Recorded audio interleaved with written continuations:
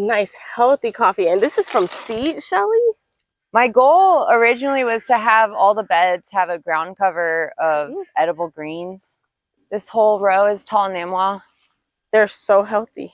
These have 2 racks at once. It's a beautiful mulberry tree. They're all in here. There's a papaya there with some purple stems. It's really pretty.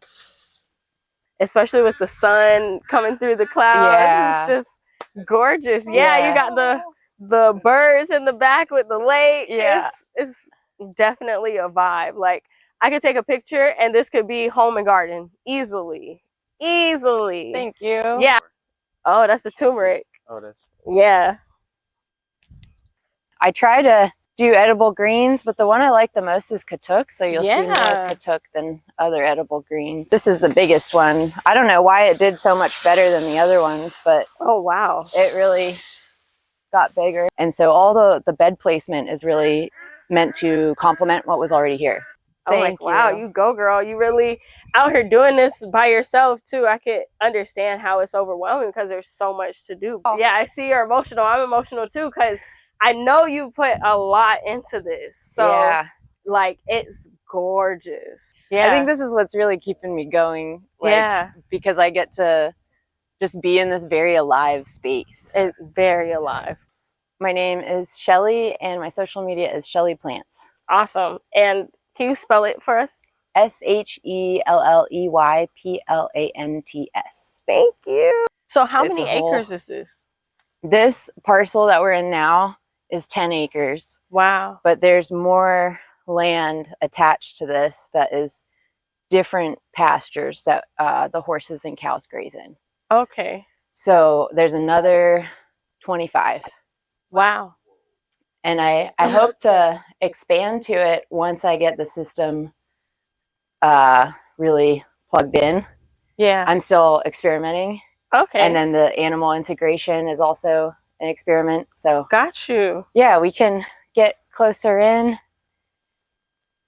There's a lot of diversity here. I try to do edible greens, but the one I like the most is katuk. So you'll see more katuk than other edible greens. And this is crazy because I just cut the tithonia down yesterday. It gets so tall this time of year. It's like, I do kind of wish I didn't plant so much tithonia because it is a lot to keep up with. What kind of grasses are these? These are fakahachi. Okay. So I started with fakahachi and vetiver grass in the beginning because I knew I wanted to do chop and drop. Yeah, it looks like you started them in logs. This is actually how I built the beds. Was I didn't get fill dirt dropped off, and I didn't have like a professional, like the citrus groves, someone comes out and they bed the grove. So they're doing like major excavation, earth moving stuff. So I just dug these trenches that are about this wide. Ooh, got a spider web. They're about this wide. And then I displaced that soil up here so that things wouldn't drown in the rainy season. Got you. Okay, to fill in the vertebrae. So we have like Panadol popping up. I see some chaya. Yeah. Sorry, this is a big mess because I was just in here frantically cutting tithonia down yesterday. like every tour we go on.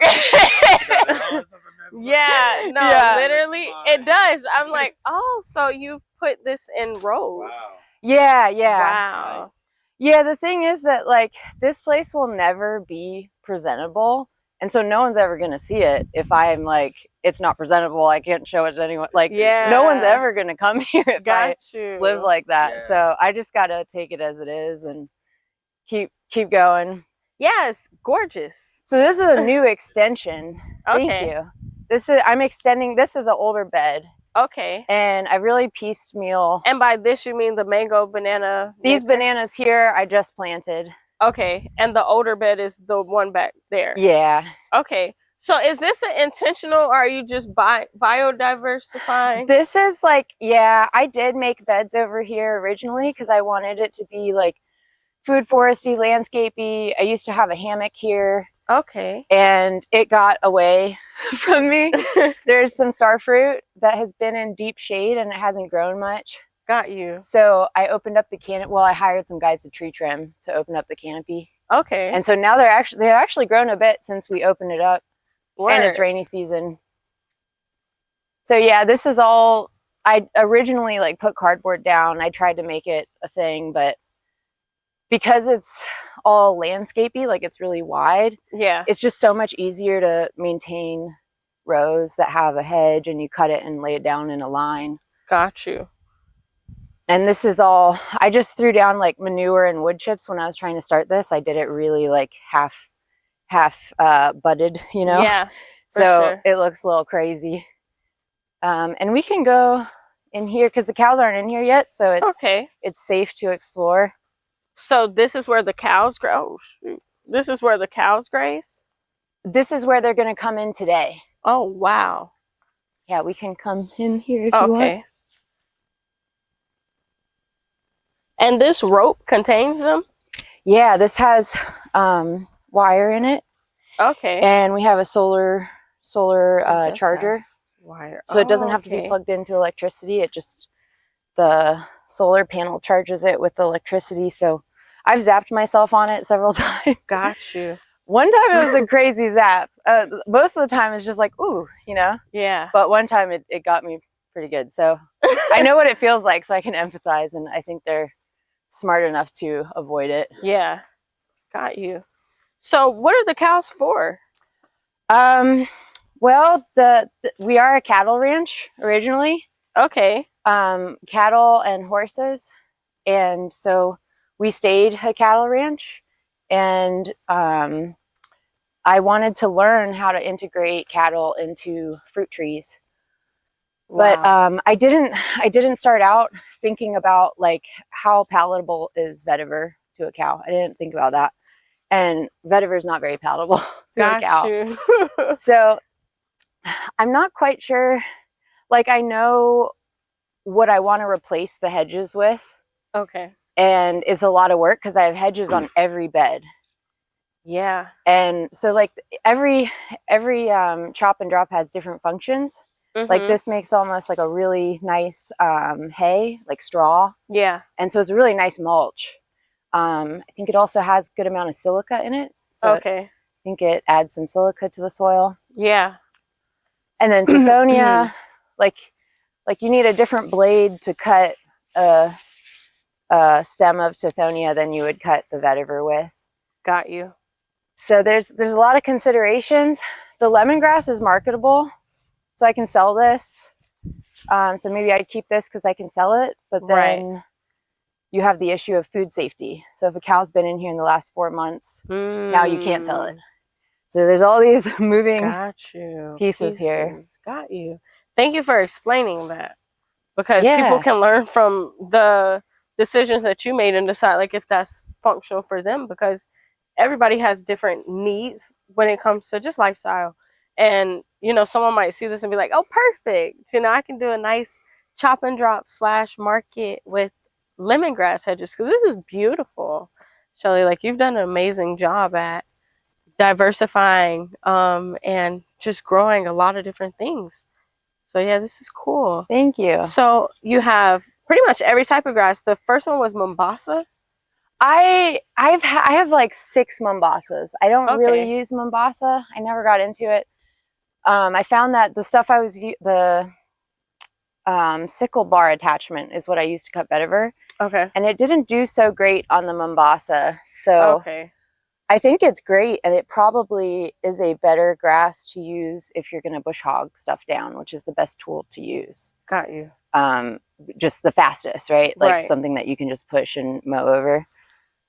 But and this is all to diversify the soil and build soil, like the tithonia and the grasses. Yeah, all of this is to add organic matter to the beds, because you know, growing with organic matter allows me to not worry about watering as much or putting down nutrients as much.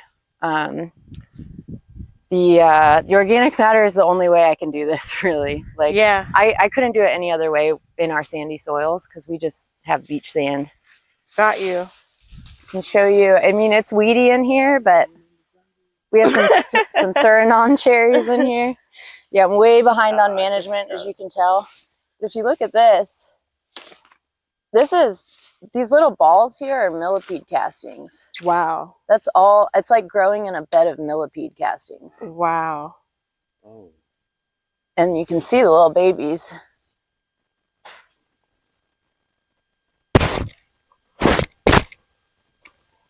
So I used to make worm castings like 15 years ago, and I wanted to start a worm casting business. And I was doing it in my basement. And it was so much work. Now I think of this and I'm like, wow, I could have just like thrown stuff on the ground and not worried about all the bins.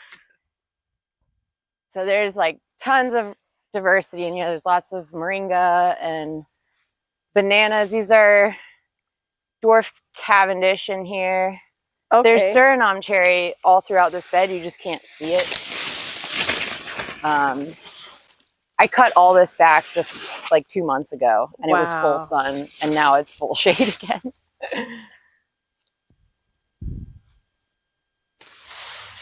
There's a really nice big Suriname cherry back here. They're all in here. There's a papaya there with some purple stems that's really pretty.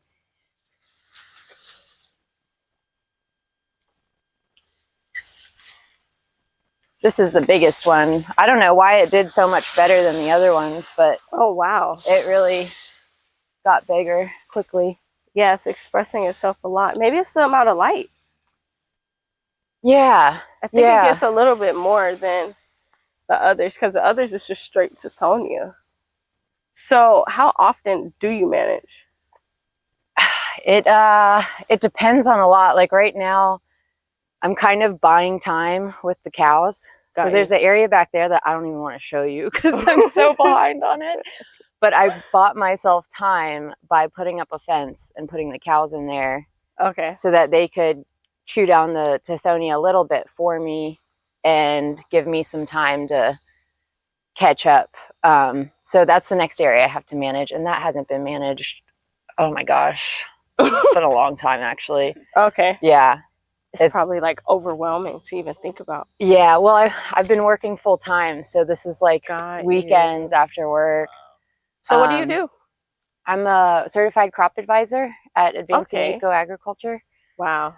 Recently, I've gone part-time, and they're letting me go part-time because this is getting really overwhelming, and I'm having like some health issues that I'm working through.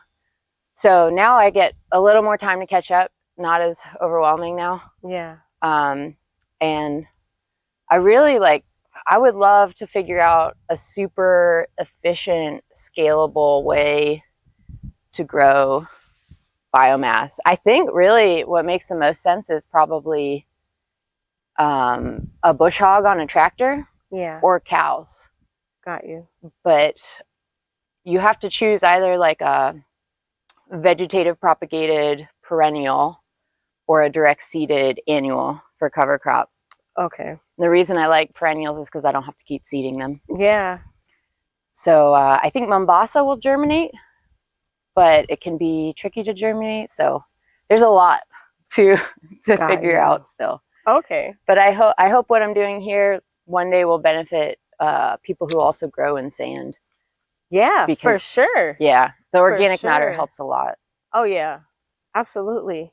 So is this the next bed that we're gonna tackle? Yeah, we can go into these rows over here and then come back around so that Ed can bring the cows in after we get out of here. Oh, let me.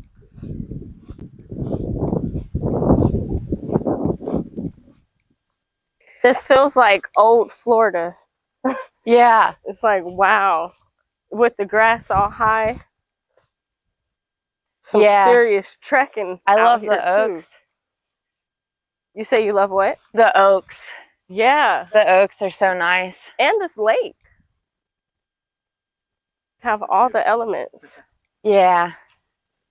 It's nice to work out here. It's pretty cool in that it's not too bad in the afternoon. Mm-hmm. Like I can work, if I'm motivated enough, I can work through the afternoon some days. Yeah. And some days I just give up at 12. Like I can't do this anymore. So hot.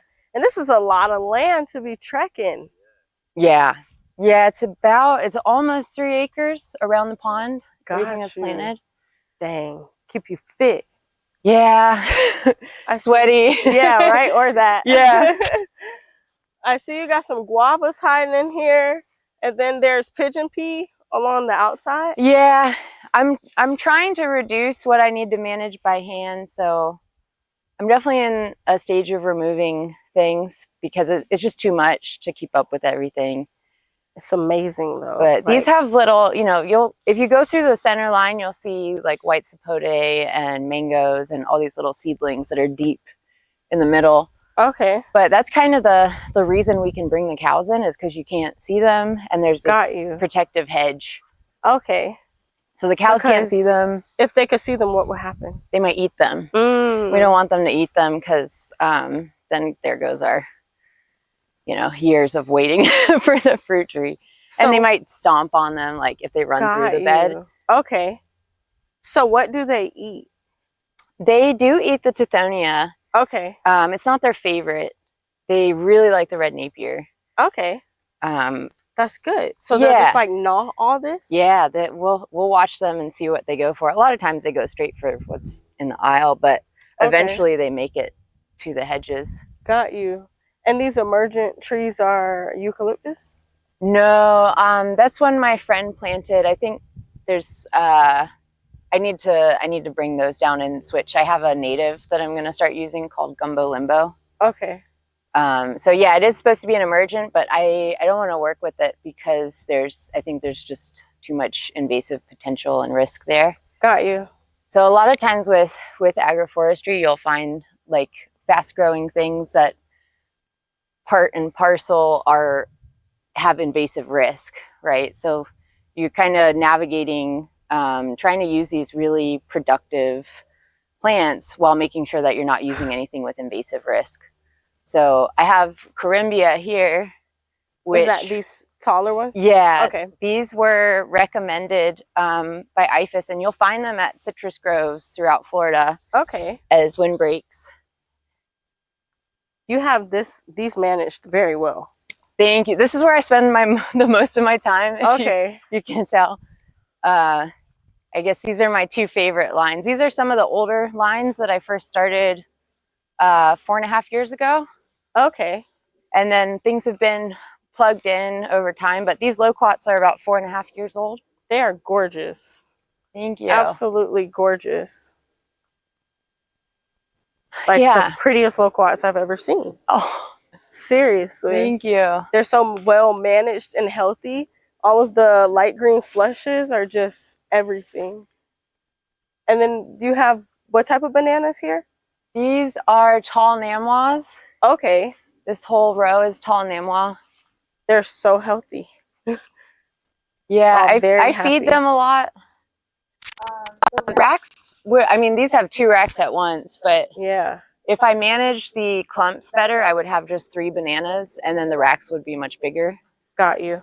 But I don't manage the clumps very well because I'm juggling everything. Yeah.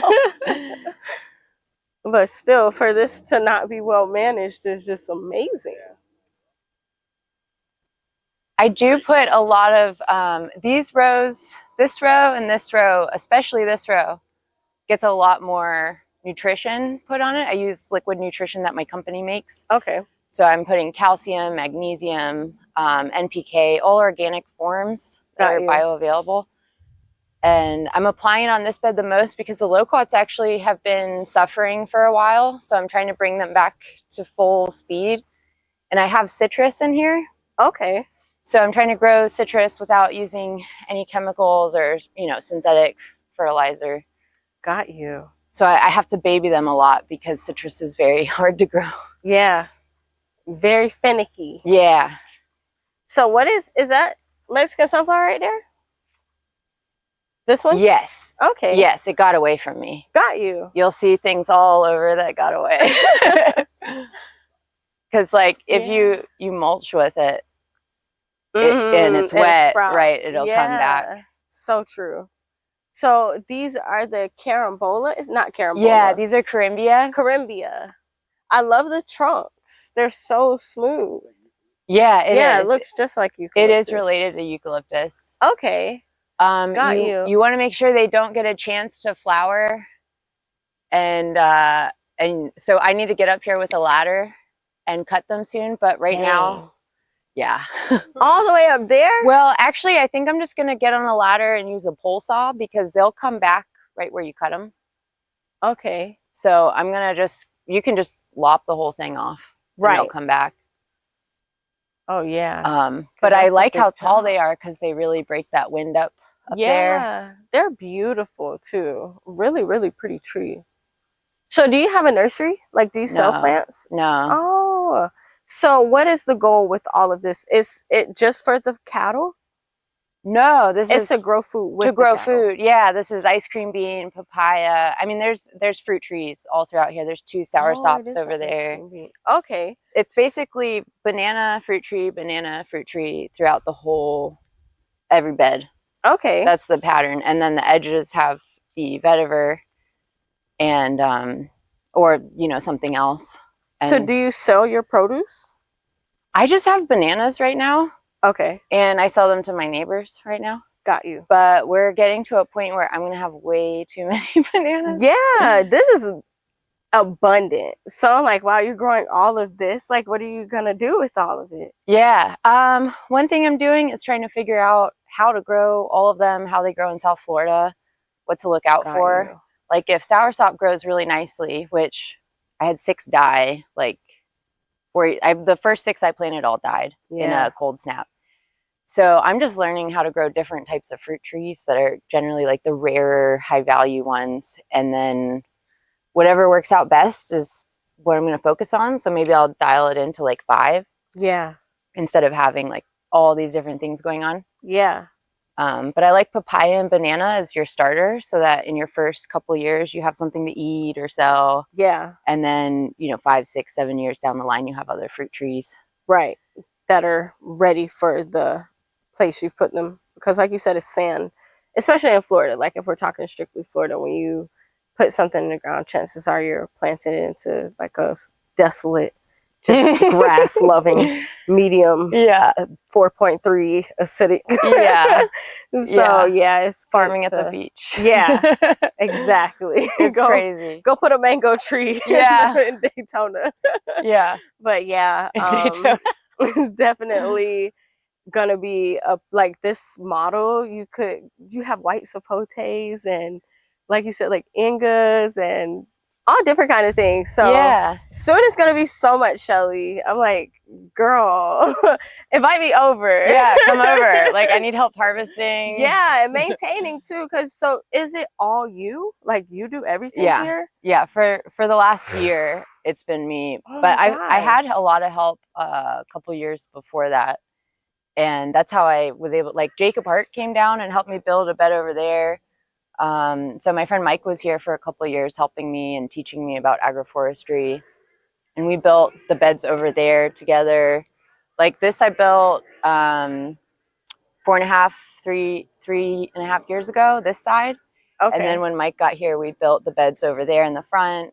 Okay. And this one over here and the ones over there. But yeah, the maintenance, I mean, working full-time the last year and maintaining this was really hard. And that's why I feel like if I could have done this full-time, hopefully it would have looked better today. Absolutely. Absolutely. It's having hard. A job and doing this is a full-time job for 2 people, at least. Yeah. Like, I can't believe little Uman is out here doing all of this. Like, if I didn't have Trey to prune, like, especially like, these are emergent trees. Yeah, I haven't touched these actually. Yeah. Mike was the last person to prune them. And I just kept looking at them thinking, I know I need to prune them, but hurricane season's coming up and I really want that windbreak. So and they're very intimidating. Like I've never climbed a tree and pruned a tree up there. Oh my God. But I'll figure it out. Yeah. Me and my pole saw. We can go around this side and because you can see the trees better because there's actually not a hedge on this side. Okay.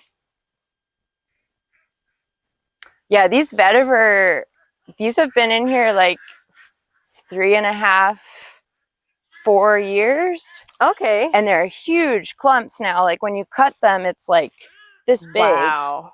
And so I really need to like basically, I think, run a trencher down the middle. and just remove the inner half. Got you. Because it's kind of making, it's almost making the bed too narrow. You can see from here. It's nice. Like the vetiver's done a really good job at suppressing the weeds. For sure. It's beautiful. My friends down in Jupiter, I think that's actually up from here. We're pretty low. Growing homes. That's the first time I saw the vetiver. They came out here a long time ago. Yeah. Got you. Yeah. Yeah, this is amazing. The scale. Yeah, it's been a learning experience. Like I definitely would do a lot differently now. Got you. But I'm happy with the way I set up the beds, because I was like, oh, there's trees, there's a pond. Like before this, I was a vegetable farm manager, so it's like straight rows. And it's like I come here and there's tree roots and like how do I fit a straight square box in here? Yeah. And I thought I'd already taken a PDC, and I was thinking, okay, why don't I just let the land speak to me, and I'll design around the curve of the road and the curve of the pond and the trees. And so all the bed placement is really meant to complement what was already here. Got you. I love that. Working with nature, not against it. Yeah. Yeah, and it's been good. I mean, there's things that like doing beds north-south that I mean, this is north-south, these long beds here. Mm-hmm. And that one kind of is, but like this one only is for half, right? And then it curves to east-west. Yeah. So there's definitely things that could have made it better, or what does that matter for? It's just the way the sun hits the tree, and then the shade that is cast on the tree behind it or next to it. So it's the ultimate way for the sun to pass over a row of veg or trees, so that shade isn't a limiting factor in its sun access. Got you. Okay. That makes a lot of sense. Oh, is this comfrey? I don't think so, but I don't know what this is. It just came up on its own. Oh, a lot of stuff coming up on it. Yeah, that's not comfrey, but wow, this is cool. Yeah, it looks like it. I mean, I'm pretty sure the cows would really like something like that. Yeah, that's awesome. Do you ever let them graze on this side? They've been in here. I'm more worried about this side because I have no hedge here and no hedge here. Got you. Just some interspersed lemongrass. So what made you decide to only do clumps here instead of like how you did on that side? This is just an older bed. Okay. It gets wetter here, so when I first did it, there was Tithonia along the whole edge, and then it died because I think it just can't tolerate wet feet. Yeah. There's still some here and there. You can see the difference that the vetiver makes though in the weed suppression, because it's a lot more weeds coming through like right there. This side is pretty good. It's not really much, and it's probably because the Tithonia is still here, but yeah. I love the live borders like that I've been seeing. It's just so beautiful, number one, like aesthetically pleasing, but also beneficial to the stuff right next to it. So that's awesome. I love how you have this. I know your mind is like, no. Yeah, I'm just thinking about the fill dirt I need to move. Oh my God. You called it. Yeah, that's how it is when you're in your own garden. That's why I started doing this. Because I was trying to do my own videos, and I was just like you said, no one will ever see it because it's always a million things. But I only see the beauty. And I'm sure everyone else too, because there's so much of it. Like the little things are easy to focus on because they're just specifics, you know, but just the whole space is captivating, like especially with the sun coming through the clouds. It's just gorgeous. You got the birds in the back with the lake. It's definitely a vibe. Like I could take a picture and this could be home and garden easily.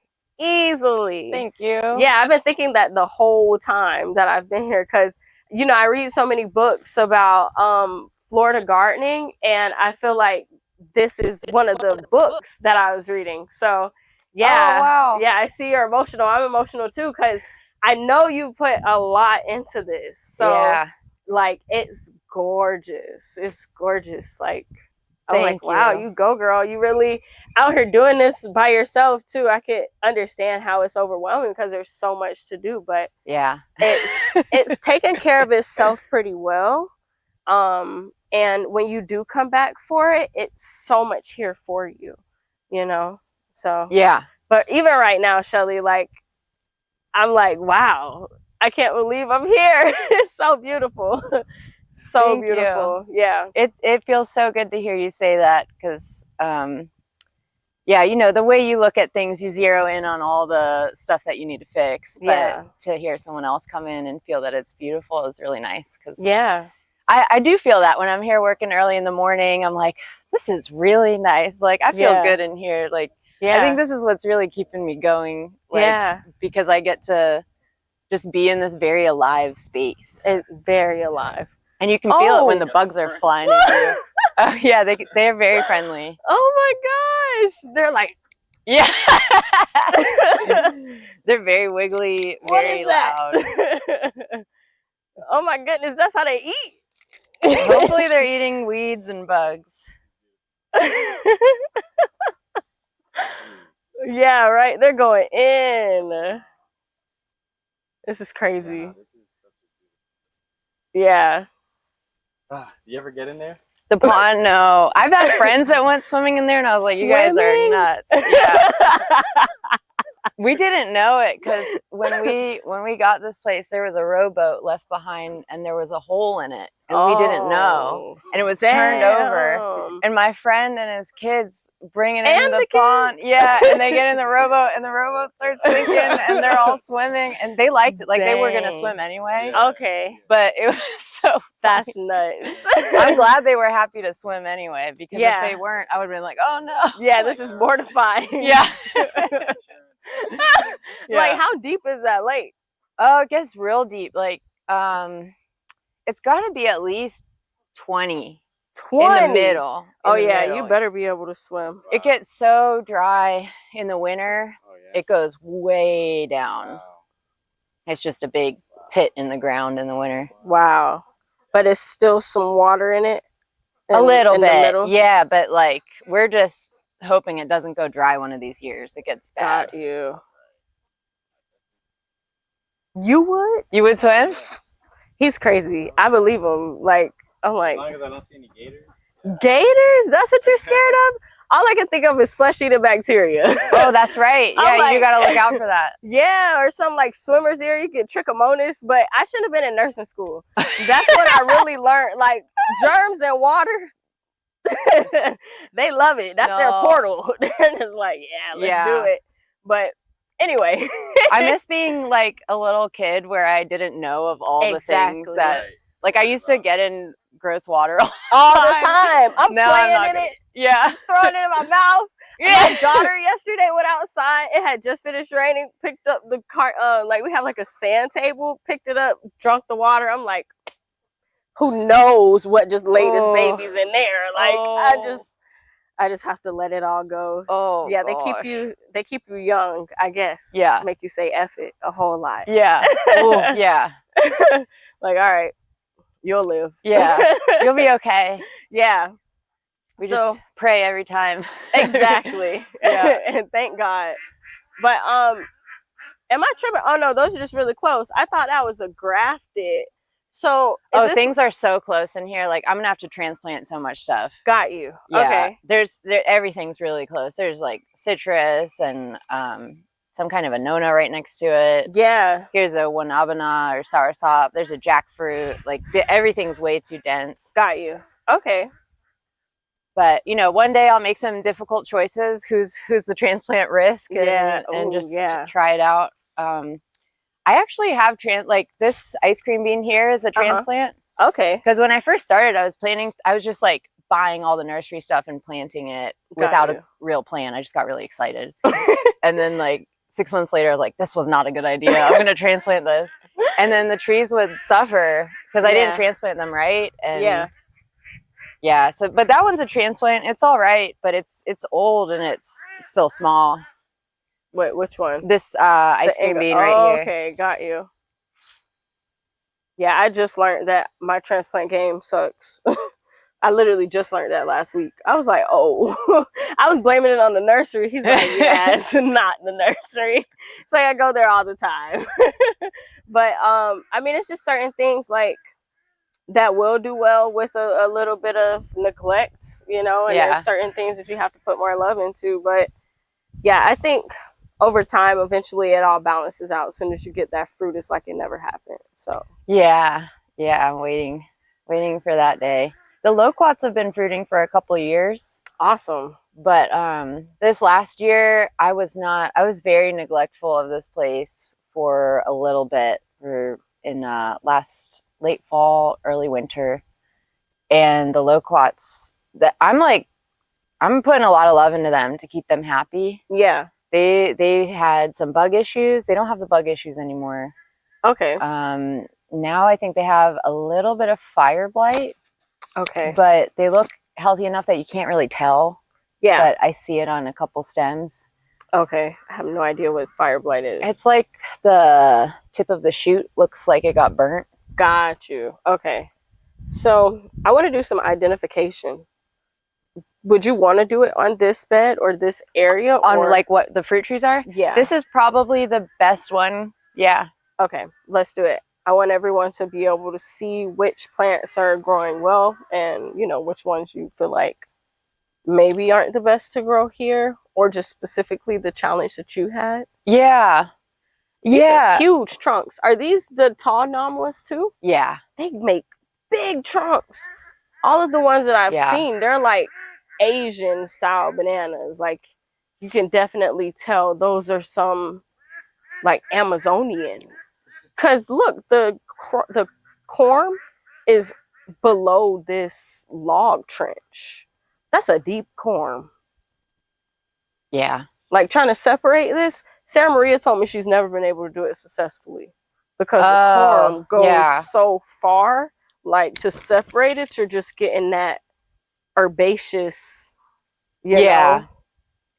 I used to be better at it because I was separating them all the time. Like all the bananas here came from maybe 6 original bananas. Wow. I propagated I propagated everything out, either me or Mike. Crap. And in the beginning I was propagating bananas all the time. So I was getting better at it. But you gotta muscle it. Heck yeah. Using the Sawzall helped, just cutting the corm off underground. That's smart. And then like getting like a straight shovel to kind of pry it out. Okay. But I might have to try that method. It's still a really big workout. Yeah, you need a long Sawzall blade. Can't be a little mini Sawzall. Ooh. I don't know, like, there's different things going on in this bed where I wouldn't say if something wasn't doing well here that it would be because it doesn't do well in this area. Could be different reasons, just because a lot's happened. This bed is like actually it's over 4 years old. And so a lot's happened. Like as I've been learning, I'm plugging things in or taking them out. So there could be different reasons why something's not doing well. Like this ice cream bean is pretty old, but I transplanted it, blew over in a hurricane. So like, through it. I have some old ones that are huge in the back. But I think it does really well here. Right. It does typically. And I also see like you have poincianas in this bed. You have a male papaya, but the reason why this poinciana is small is more shade, or is it more because it's young? It is young, but it's also been shaded. Yeah, this was seeded around the same time. Then we plugged in citrus in all these beds. So you'll see citrus through here. Citrus is really hard to grow now, but I'm trying it. This is a sugar bell. It's supposed to be more HLB tolerant. And they're really good. Okay. I don't know if you've had a sugar bell. I haven't. It's very good fruit. So it's not an orange? Yeah, it's it's like a type of orange. I think it might be a type of mandarin. Okay. I'm not sure actually. Mandarins are the cute ones with the soft flesh. Yeah, the cuties, yeah. Here's another example of a transplant that just hasn't moved a lot. Like this is a canistel. Okay. that I planted like 4.5 years ago. And I'm not sure if they're slow growers, but I did transplant it and it was unhappy for a while. So it looks happier now, but it's still just like, it's way behind, you know? For sure. The dwarf Namwas originally did really, really well. They're okay now, but you can really see that they're weaker in the winter when we aren't getting rain. They almost looked dead, like over the winter. They looked really bad. They came back, which is great. But I think I've talked to people about this, and I think that they just aren't as good at the soil biology relationships and getting nutrition because of their breeding. Got you. They might be tissue culture. I don't know. This is just things we've talked about, what I've talked about with friends and things I've heard. I don't know if it's true, but the dwarf Cavendish definitely don't do near as well as dwarf Namwa or tall Namwa. Got you. These just grow themselves. Like the tall Namwas? Yeah, like I didn't even thin this. Look how many. Like, exactly. There's so many, and there's still like, it's not a big racket by any means, but there's 2. Right. And there's also, I don't know, 1, 2, 3, 4, 5, 6, 7 bananas. Like, I'm excited for the day I can manage these properly and get really big racks out of them. Yeah. But those are gonna be nuts.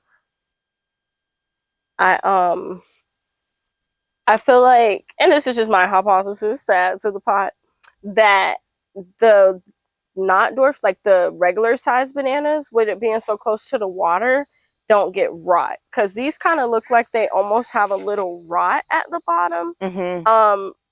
And like overwater, you know, because the yellowing of the leaves, and even the little pups that are coming out, they're kind of leaning to the side, you know, because it's like almost like fungal issues, you know, because the corm isn't as large and the trunks are skinnier. I'm thinking that the water kind of seeps in too much, or just more for the smaller bananas than the large ones, because that can take a whole lot of water. And I think these are doing really good because they're closer to the water, especially with being this many. Like if you had this many kind of further in the garden, well, I mean, you're still close to the water, but either way, I think they like a lot more water than these do. That's just my hypothesis. Yeah, that makes sense. These also got flooded during Ian. And ever since then, they've been different. Yeah. But I mean, there's been several generations since Ian, so I don't know. They were rough for a while though. Yeah. They still look good though. Very healthy new growth.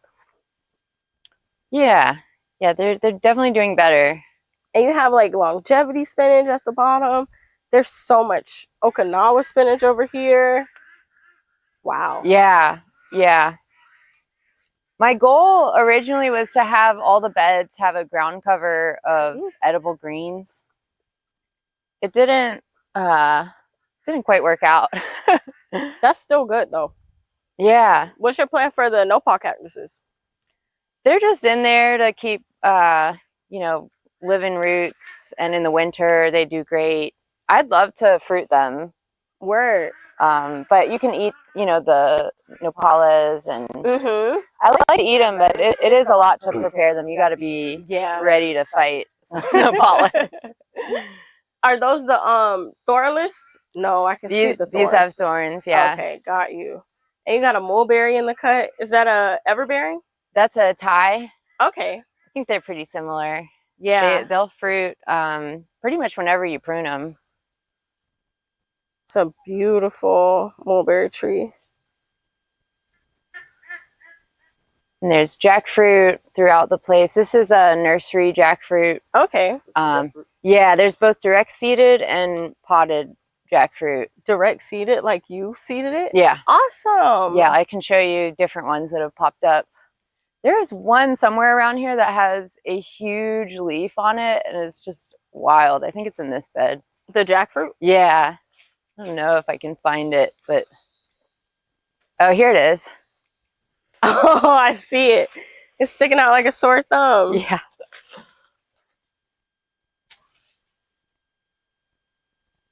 These mosquitoes desperate. The ants are all over it, but... Wow. Put my hand next to it. Yeah, right. I love big leaves. Yeah. I just run around being like, why does this one have such a big leaf? It's like one big boob.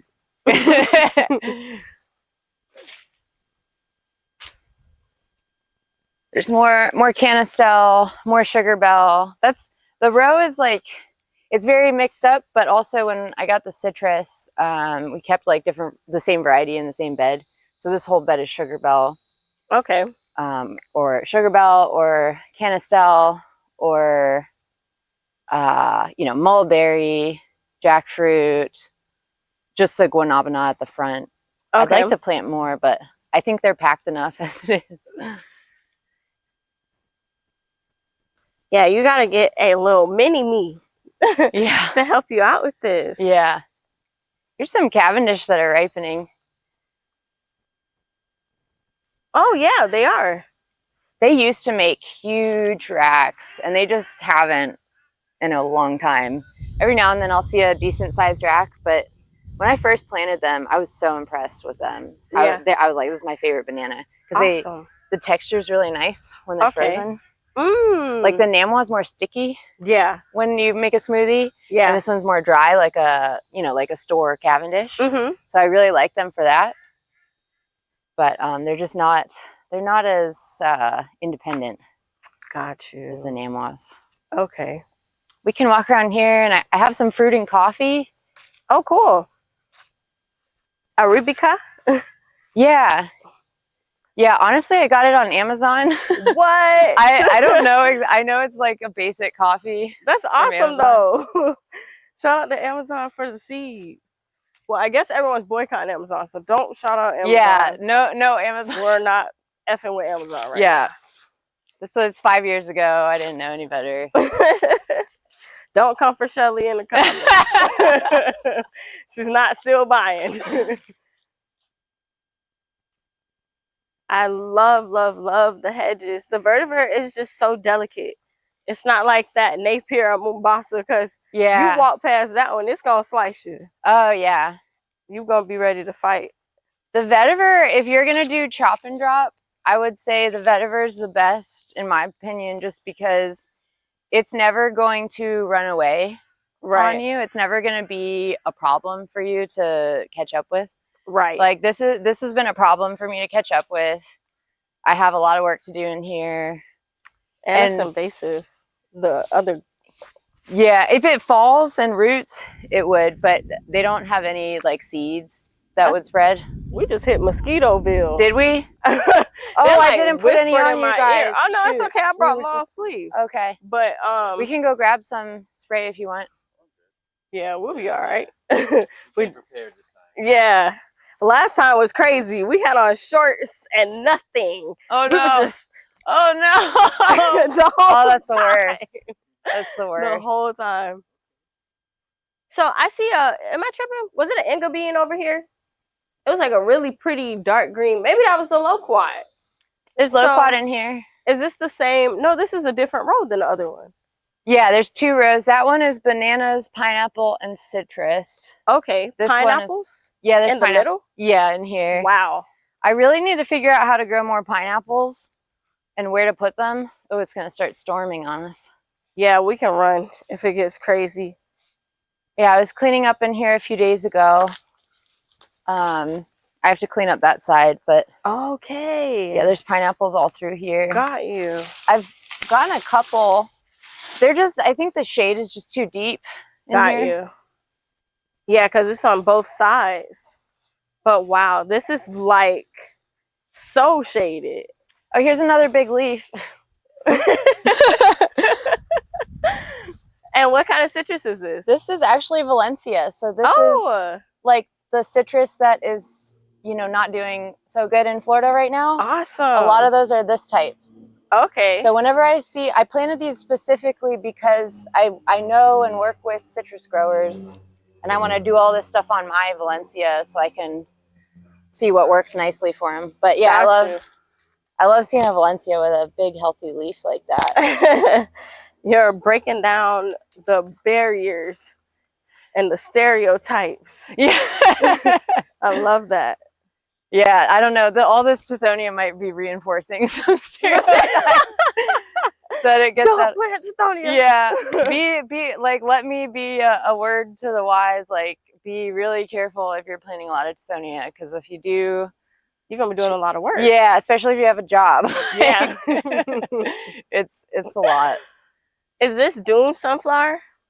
This I think this is I thought this was Wooddelia. I think Jacob talked about this. That's what I was about to say. Same thing. It just comes up on its own. Got you. He says this ground cover is what keeps him sane. Basically, what? Oh, there you go. Whispering in my ear. Oh, I hate when they do that. Let me tell you a secret. I'm going to bite you. Like, why are you giving me a warning? Oh, that's the turmeric. Oh, that's. Yeah. So pretty. So what kind of turmeric is this? I don't know. Okay. I don't remember stuff that I did a long time ago. I planted this bed like maybe over 4 years ago. Okay. It's done a good job of self-regulating because I don't manage this. Like, I planted the longevity spinach, planted the coffee, planted this. I hear the storm coming. Yeah. Or is that the Here's wind? some coffee berries before we have to run. Oh, cool. They're so beautiful. Oh my gosh. Nice, healthy coffee. And this is from seed, Shelley? No, these are those ones from the online shop that we don't talk about anymore. Got you. I didn't know they were selling live plants. They were, yeah. Wow. Yeah, it was weird. There was this seller that had like weirdly cheap coffee for it was like $9 for a 9-pack or something. Illegal coffee. Yeah, yeah. He stole that coffee from somebody. No. Yeah. We can come back through here. It's kind of a nice little tunnel. Okay. Oh yeah. There's more over there, but it's not been, I mean, it's about to rain and it's not been managed. How many years have you been gardening? Started when I was 18 and I'm 35. You look great. Wow. You go, girl. Thanks. A lot of skincare, annoying stuff. Okay, so you said 18 years? I started when I was 18. Oh, okay. You're 35, so 13. Yeah. Okay. Yeah. That's a long time. Yeah. How did you get into gardening and why? When I was a teenager, my dad got sick. Okay. And I thought it was from conventional produce, which now I don't know if that was an accurate conclusion. He was really stressed out. I mean, he had like very healthy habits, but part of those habits were like iceberg lettuce that was sprayed with whatever. Right. So, you know, being a young person and like kind of dramatic, I was like thinking, oh, maybe it's the food. Maybe it's the food. Yeah. And so I tried to get him on a healthier diet. And then I was like, oh, this is expensive. Like, maybe I can learn how to grow. And then I learned that like growing is more expensive. Oh, every gardener's plight. Yeah. Okay. But it's getting kind of crazy. Yeah.